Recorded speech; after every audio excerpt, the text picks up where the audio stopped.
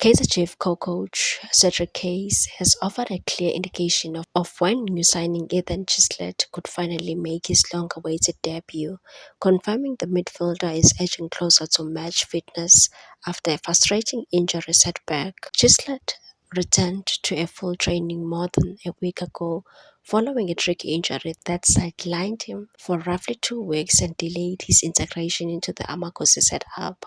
The midfielder, who arrived on a free transfer ahead of the 2025-2026 season, is yet to feature in the gold and black since leaving English side Port Vale FC, where he played a pivotal role in their promotion to League One. Signed on a 2-year deal with an option for an additional year, Chislett was expected to hit the ground running at Naturena.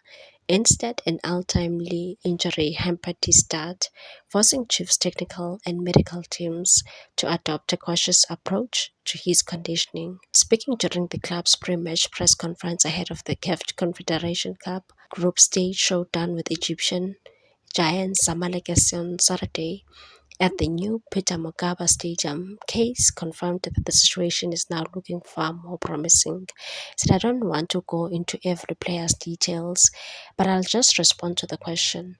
Ethan Chislett was injured a few weeks ago and was out for the last 2 weeks. However, he started training with us 10 days ago and we are rebuilding him up for the club's upcoming games. His injury was a tricky one, but now he has been training with the team. We hope that he will be physically fit in the next few days."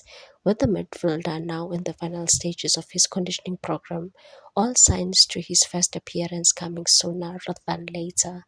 According to Case's assessment, Chislett is expected to be ready in time for Chiefs' away clash against Chippa United and the Betway Premiership on Wednesday, a fixture that could mark his long-awaited debut for the Soweto Giants. For Amakosi supporters eager to see their new player in action, the wait appears to be almost over.